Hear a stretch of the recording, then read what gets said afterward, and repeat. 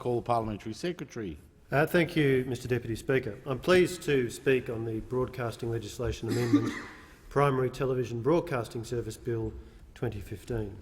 This is an important bill which amends the Broadcasting Services Act 1992 to allow free-to-air broadcasters to deliver programming on their primary television service in either standard definition or high definition formats.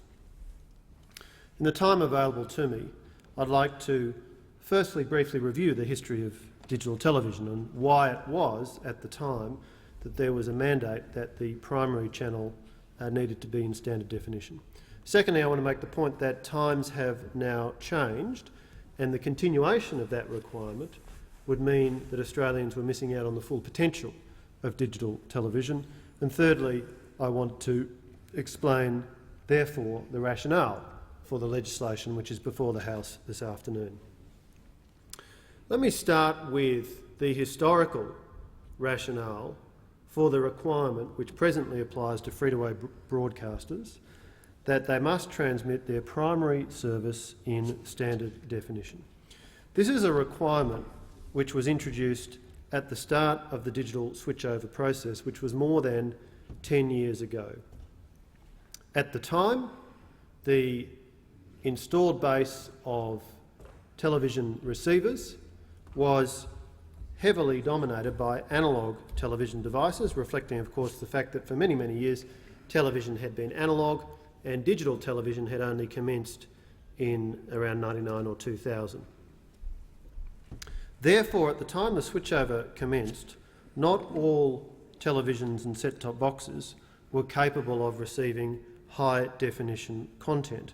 And let me explain that point. The earliest digital television receivers were mostly limited to standard definition.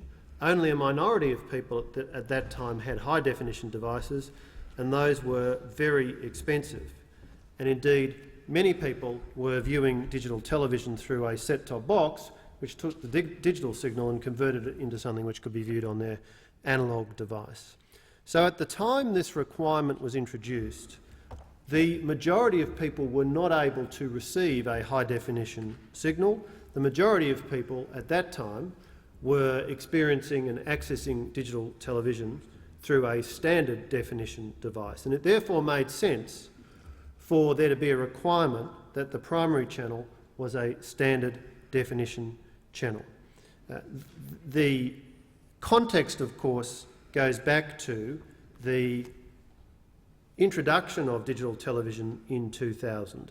At that time, the existing commercial and national television broadcasters were given an additional 7 megahertz of spectrum, in addition to the 7 megahertz of spectrum they had long held, and which they were then using to deliver analogue television, and they commenced broadcasting in digital as well.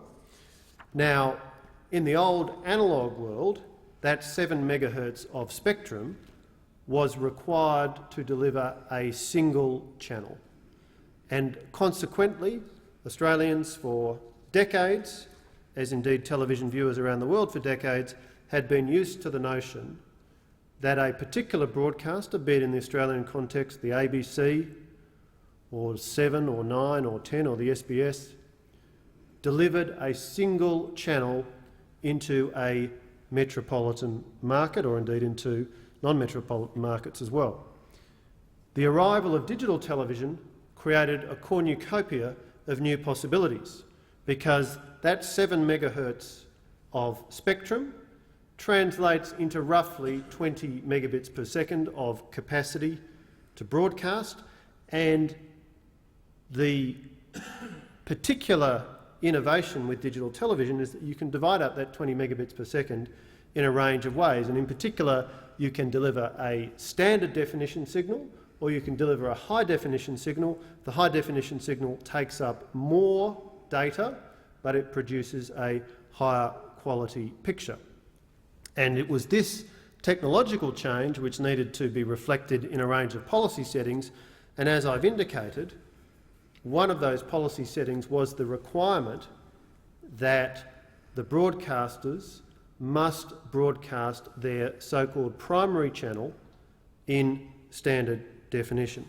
And let me just touch on that for a second. Because we had had this notion for decades that there was a single channel that a broadcaster delivered, then what happened was that the broadcasters introduced a couple of additional channels. So, for example, for quite a number of years now, Channel 9 has had its primary channel, Channel 9, and its other two channels, Go and Gem. 7, for example, has Channel 7, it has 7.2 and 7 Mate.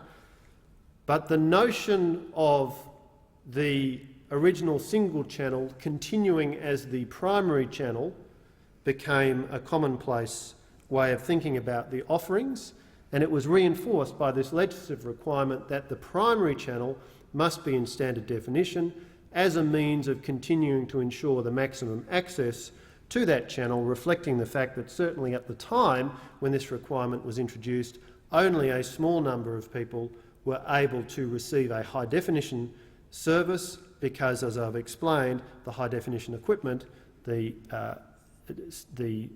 television receiver, was much more expensive than a standard definition receiver at the time.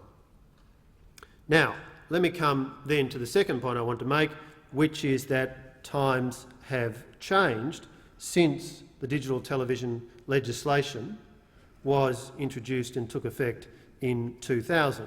And that is why it's now timely to be updating the legislation to remove this requirement that the primary channel must be broadcast in standard definition. On the 10th of December 2013, we completed as a nation the switchover process. So from that point, there was no longer anywhere in Australia an analogue signal being broadcast on a simulcast basis with the digital signal. We had moved completely to digital following a process which had taken over a decade. And during that period, there was an enormous change in the composition of the national fleet, if I call it that, of digital television receivers and set-top boxes. We arrived at an outcome where, according to a Newspulse survey conducted in February 2014, 96% of all households had a main television set or a set-top box that was capable of receiving high-definition content. In other words, over that period of 14 years, we had moved from an environment in which at the start of that period only a small number of people had a digital television receiver or set-top box, and of those the majority were standard definition, to a world in which just about everybody had a digital television receiver or set-top box, and the vast majority of those were capable of receiving high definition. And that, of course, reflects technological evolution, the growth of the market, and the very significant increase in scale in the number of digital television receivers and set-top boxes being manufactured by the major manufacturers around the world. And we've witnessed, of course, over that period of 13 or 14 years, a very, very sharp drop in the price of a digital television receiver or set-top box. In short, we are now at a point where the concerns which originally motivated the requirement that the primary channel must be broadcast in standard definition, essentially an equity concern that many people would not be able to view a high-definition signal, is a concern that largely no longer exists because of the very, very high penetration of high-definition television receivers and set-top boxes. Yet, prior to the change which is embodied in this legislation, we have continued to have in the legislation the notion of a primary channel and this requirement that the primary channel must be delivered in standard definition. Now, that has had, Mr Deputy Speaker, a somewhat perverse outcome because of the fact that the primary channel typically continues to be the one which is highest rating and therefore continues to be the one on which the broadcasters show their most valuable and attractive content, particularly the marquee sporting events such as, for example, the AFL and NRL Grand Finals.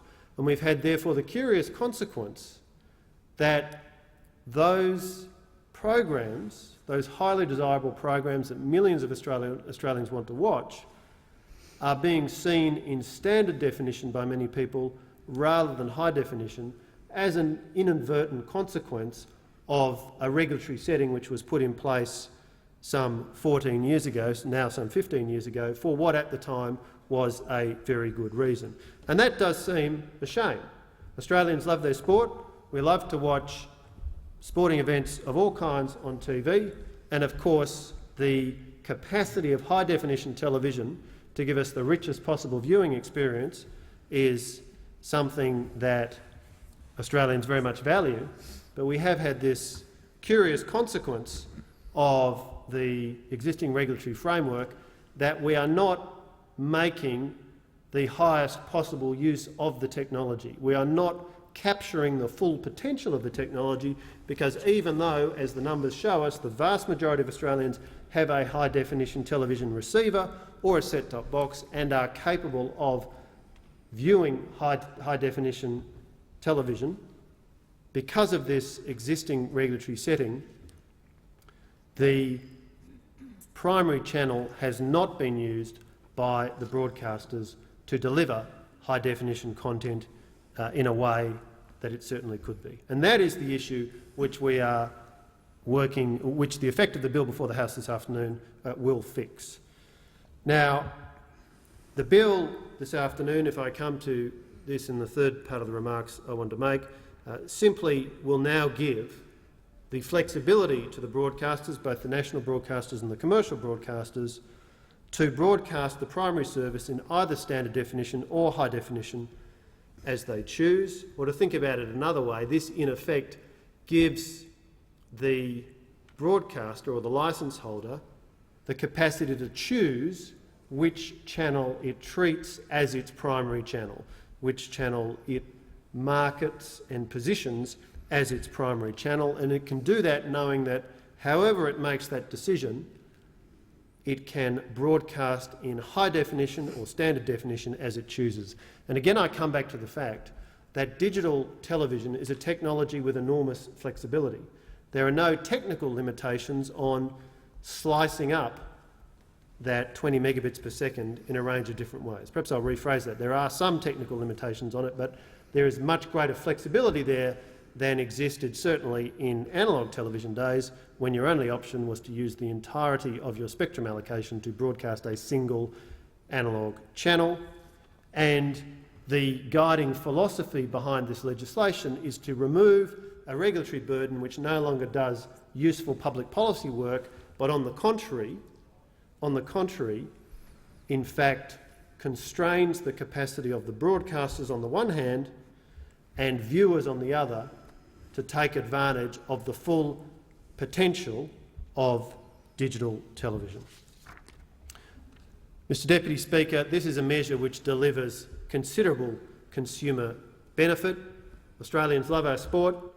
We love watching sport on TV, as well, of course, as going to live events, and we like to see the highest possible quality broadcast that we can. We have a technology which allows sport to be broadcast in high definition. We've not been taking full advantage of that capacity. The measures in this bill will remove an unnecessary regulatory restriction and will in turn allow the broadcasters to meet the desire of Australians to see the sport that they want to see in the quality standard, in the highest quality standard that is available with the technology that we have. So, Mr Deputy Speaker, this is a measure which removes a regulatory requirement which is out of date, no longer does useful work, and will, as a consequence, deliver a significant consumer benefit, and I commend the bill to the House.